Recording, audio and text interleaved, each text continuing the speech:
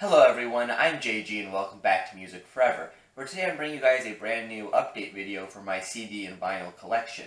Now, since my last update video for this collection, I haven't really amassed a ton of new records or CDs, mostly because I spent much of the last few months living away in my college dorm where I don't have my record player because the dorm I was living in was like the size of a slightly large closet, so, I had no room for the record player, no room for the records themselves.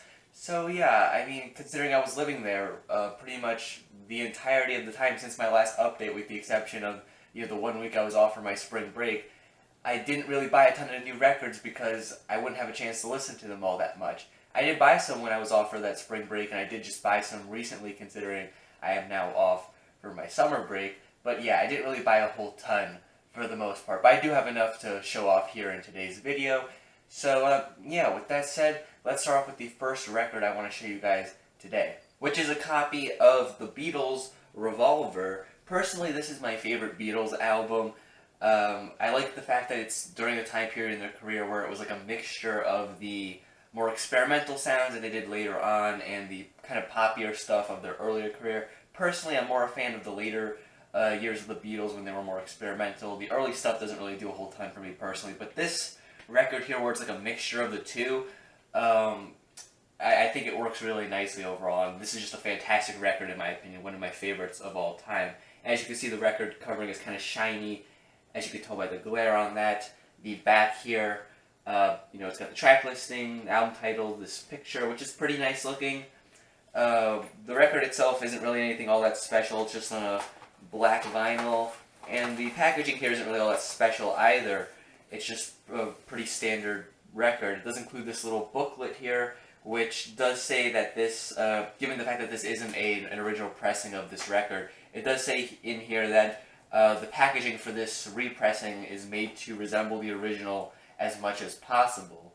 I can't really confirm if it is really accurate to the original because I haven't seen an original version of this record or anything, but I'm just going to take their word for it, and maybe that's why it's, the packaging here is a bit simple overall. But this booklet, yeah, this is what it looks like there. You open it up, and it's got the track listing on this side here. It's got the mastering notes here on the other side, and on the back you have this ad for something Beatles related, I guess.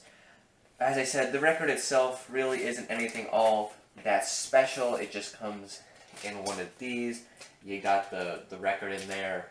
It's just on black vinyl, nothing all that special. The packaging for this really isn't all that special unless you consider the fact that it's made to resemble the original special. But, it's not a big deal in my opinion, considering the record itself is really great. But yeah, if you haven't given Revolver a listen and you want to check out something Beatles related, it's not a bad place to start with their career.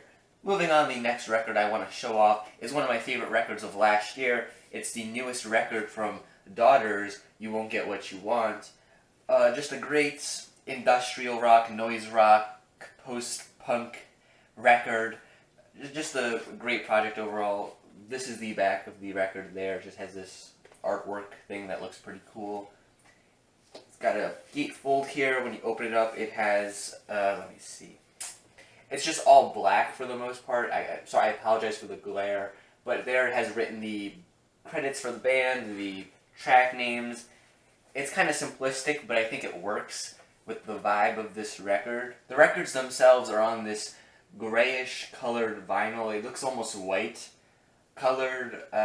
It definitely looks whiter in the camera than it does in real life, but it's this really light grayish color. I believe the exact coloring was like London fog, according to the sticker that came with the vinyl.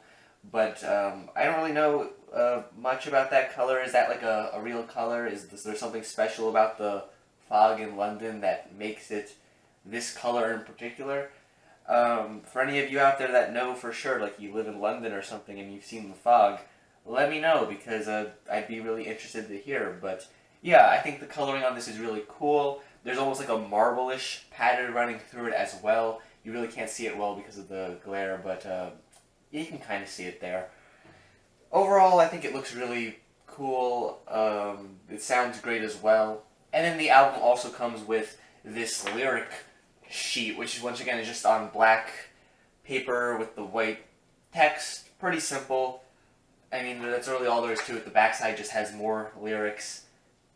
Not really all that complicated, but I think the really simplistic approach to the design of this record works with the vibe of the album overall. It's kind of creepy, but in a kind of simplistic way. It works overall. I like this vinyl. The only thing I do have a bit of a complaint about is that when I got it, delivered to me, there's a bit of a, as you can see, this white part there on the top of the record. I don't know how to describe that as, just kind of a marking that shouldn't be there. I mean, I'm not going to lose sleep over it or anything. I'm not one of those people who needs my vinyl records to be in perfect condition at all times or anything. But, just a little disappointing, I guess. But yeah, the next and final vinyl record I want to show off in today's video is Swans with White Light from the Mouth of Infinity.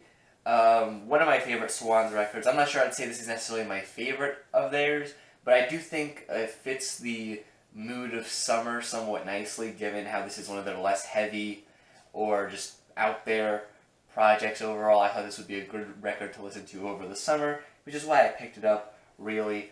I love the artwork for this record. I just love whatever is going on here with this rabbit guy. I think it looks really beautiful, and I like how it seems kind of, innocent in some regards, but at the same time it feels kind of dark because you have like these really ominous clouds in the background. One other thing I didn't really notice about this album artwork until I got to see it up close with this record, but it seems like in the distance here on the ground, like here and over here, there's like buildings. Oh, they almost look like castles or something. And, maybe I'm just misinterpreting it and it's just like a smudge in the painting or something, but those definitely look like castles or something to me, which just adds to the lore of this album cover, if you will. Like, why is this rabbit guy standing here dressed up like this? Like, what's going on here? I don't know, but it's really cool in my opinion. I also really love the Swans logo up on the top. I love the styling of it. Not just on this record, on a lot of their records as well, but I think it looks really nice here too. And I like the way they had the album title running down the side here as well. The back side here just has more artwork. Now you got two of those bunny rabbit guys. Once again, it just looks really beautiful. And then it says, it's kind of difficult to see, but running down the side here, kind of sticking out of the back, it says Young God Records. Let me see if I could get that in frame. Yeah, you can kind of see it there in the camera. It's kind of like sticking out of the back of the record. I'm not sure what that, there's probably a word to describe that I don't know what it is, but yeah, hopefully you know what I'm talking about. And then here on the back you have the track listing down here as well. This is not an original pressing of the record. This is a newer pressing that happens to include the track Blind on it as well, which wasn't on the original pressing of the record. It is on this one though, and that's part of the reason why I wanted this version of the album, because I happen to like that track quite a bit. And typically, I don't listen to bonus tracks with the album itself, usually because they feel more like an addition tacked on to the end or something like that.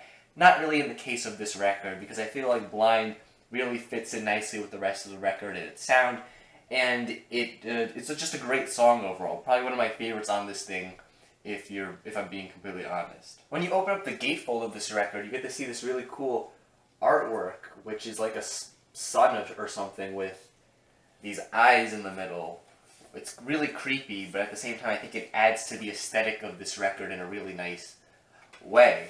Inside the record itself you have some nice goodies that come along with it.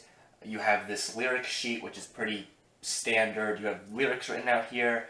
On the side here it's some pretty dark lettering. It's difficult for you to see probably. It says Young God Records. On the back side you just have more lyrics and some credits. And once again it says Young God Records on the side. One of my favorite things that come with this record is this pretty large poster, which this is only the top part of it you're seeing right now. As you can see, it has the album cover, the back cover, the band's logo. Then as you move down, it has the inside artwork from when you open the gatefold. And then at the bottom there, it's got the album title. It says Young God Records. It's this really massive poster, which is really cool because, like I said, I really love the artwork for this album. I can't wait to hang this up somewhere and be able to look at this album artwork all the time. But yeah, this was a really cool addition here, and this is what it looks like folded up. This is like 1/4 of the poster size. It's a pretty large poster, which I didn't even know the record came with this poster when I got it, so it's a pretty pleasant surprise. The records that come with this album aren't really anything all that special. They just come on black record. The inside there just has the tracks and stuff, nothing all too special. But, you know, the record itself is really great. Love the artwork for this thing, love some of the additional stuff that came along with it. Overall, I'm pretty pleased with this record. With that said, that concludes all the vinyl records I want to show off here today. However, I did also acquire a CD recently that I want to show off too. It's the official soundtrack to Kill la Kill, my favorite anime of all time. So of course I wanted to pick up the soundtrack for it at some point. The composer for this soundtrack is, and I apologize in advance for butchering this, Hiroyuki Sawano. Probably saying that wrong, and I apologize, but yeah, this wasn't released on vinyl from what I understand, so that's why I had to settle with a CD copy, because I definitely would have picked it up on vinyl had it been released in that format. But, you know, as far as CDs go, this is pretty solid. You got the artwork there in the front. I apologize for the glare, that makes it kind of difficult to see. The back just has the track listing there, as well as the other information that you typically find on the back of a CD. Inside you got the CD itself, which looks pretty nice. You got a booklet that comes along with this, which has the lyrics for the tracks that have lyrics to them. And the lyrics here are written in both Japanese and English, which makes reading them easier for someone like me, who only can read in English. But yeah, that's pretty cool as well. You also have some artwork in here, too, which this is just like I guess a sketch of what the artwork is on the front of this CD. You also, at the very end of this thing, have just some composer information, things like that. Mostly written in Japanese, so I can't read all of that, but still, you know, it's not the end of the world for me or anything. I'm sure if you want to find translations to all of this, you could probably find it online somewhere. But, yeah, overall, pretty solid pickup for me personally. This thing was a bit more expensive than most CDs that you'll find around, but for me, at the very least, it was worth it, considering I like this series quite a bit.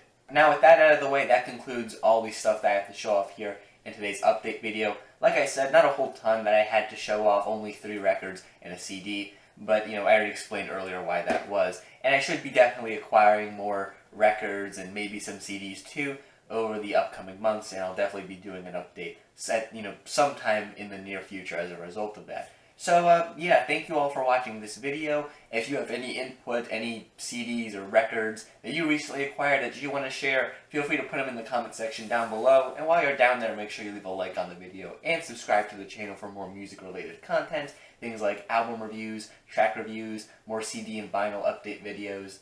If you like that kind of content, make sure you subscribe. Thank you for watching once again, and stay golden.